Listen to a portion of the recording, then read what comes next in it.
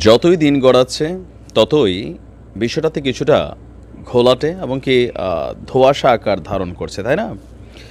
আওয়ামী লীগ সরকারের পতনের প্রায় ৪ মাস সময় অববাহিত হয়ে গেছে।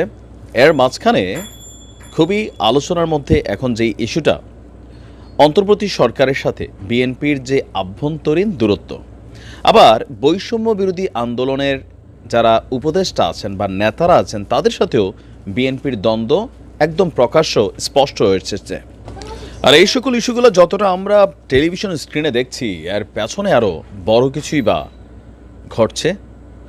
সম্ভবত একটা দুঃস্বপ্ন দেখছেন তারেক রহমান, যে দুঃস্বপ্ন আওয়ামী লীগ সরকারের আমল থেকে যখন তাকে রিমান্ডে নেওয়া হয়েছিল, এরপর যখন তিনি মুচলেকা দিয়ে বাংলাদেশ ছেড়ে গিয়েছিলেন, সেই দুঃস্বপ্ন দুঃসহ স্মৃতি তার ব্রেইনে কোথাও না কোথাও আটকে আছে, ভয় জেঁকে বসেছে।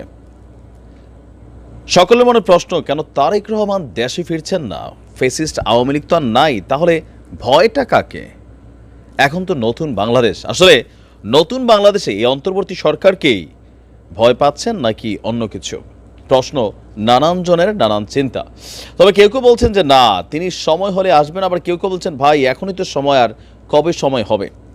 সম্প্রতি আমাদের বৈষম্য বিরোধী আন্দোলনের একজন অন্যতম উপদেষ্টা নাহিদ, তিনি একটা বক্তব্য দিয়েছেন, যেটা ঘিরে মির্জা ফখরুল ইসলাম লন্ডন থেকে এসেই কাউন্টার করেছেন, পাশাপাশি রিজভী সাহেবও কাউন্টার করেছেন। বলা হচ্ছে যে রাজনৈতিক দলগুলো অন্তর্বর্তী সরকারের যেই উন্নতি বা সহায়তা, ওইটার মধ্যে এক ধরনের বাধা তৈরি করছে।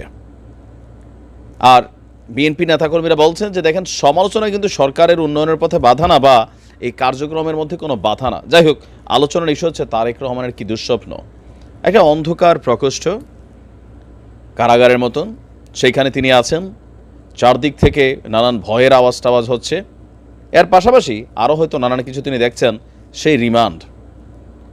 তো সেই রিমান্ড গত হয়ে গেল এত বছর, তাহলে এখন কেন এই প্রশ্নটা উঠছে? প্রশ্ন এই কারণে উঠছে যে সম্প্রতি লন্ডন সফর করে এসেছেন আমাদের মির্জা ফখরুল ইসলাম আলমগীর। তো সবাই ভাবছিল, পত্রিকা তো চলে আসছিল, বা অনেকে বলছিল তারেক রহমান দেশে ফিরছেন, কিন্তু মির্জা ফখরুল ইসলাম আলমগীর তিনি একটা দুঃসংবাদ নিয়ে আসছেন এই মুহূর্তে বিএনপি নেতাকর্মীদের জন্য, যে তারেক রহমান এই মুহূর্তে দেশে ফিরছেন না। সমস্যাটা কোথায়? সমস্যা কিন্তু ওইটাই, এটা ভয় কাজ করছে যে তিনি দেশে আসলে গ্রেপ্তার হতে পারেন। তার বিরুদ্ধে যতগুলো মামলা চলমান আছে, যদিও মামলাগুলো একে একে খালাস পাচ্ছে, কিন্তু এখনও সবগুলো মামলা খালাস হয়নি। তো মির্জা ফখরুল ইসলাম আলমগীর তারেক রহমানের কাছ থেকে বার্তা এনেছেন যে ভারপ্রাপ্ত চেয়ারম্যান সাহেব বলছেন যে আপনারা ধৈর্য ধরেন, একটা বিশাল বিজয় এসেছে ছাত্র জনতার আন্দোলনে। এই বিজয়কে ফলপ্রসূ এবং সার্থক করতে হলে অবশ্যই সবাইকে ধৈর্য ধরে ঐক্যবদ্ধভাবে কাজ করতে হবে এবং গণতন্ত্রকে পুনঃপ্রতিষ্ঠা করতে হবে। গণতন্ত্রের যে প্রথম পদক্ষেপ, নির্বাচনের জন্য সকলকে প্রস্তুতি নিতে হবে। বলছে যে মির্জা ফখরুল ইসলাম সাহেব বলছিলেন ওনার বিরুদ্ধে অনেক মিথ্যা প্রতিহিংসামূলক মামলা রয়েছে, সেগুলো প্রত্যাহার করা হলে বা আদালতের মাধ্যমে শেষ হলে তিনি ফিরবেন। এখন এই যে নির্বাচন ইস্যুতে বিএনপি দিনরাত কথা বলছে, সমন্বয়করা কি ভাবছে? আপনি হাসনাদের বক্তব্য শুনছেন? যদি মুরব্বীরা মনে করে যে নতুন প্রজন্মকে বাদ দিয়ে সংসদে যাবেন বা ক্ষমতার মসনদে যাবেন, তাহলে আপনারা ভুল বুঝছেন। এর মাঝখানে বৈষম্য বিরোধী আন্দোলন তারা রাজনৈতিক প্ল্যাটফর্মে পরিণত হচ্ছে, অলরেডি অনেক দূর গড়িয়ে গেছে তাদের কার্যক্রম। নানান চিন্তা ভাবনা, ভয়, সকল কিছু কিন্তু জেঁকে বসেছে বিএনপির একদম টপ লেভেলের নেতৃত্বের মধ্যে।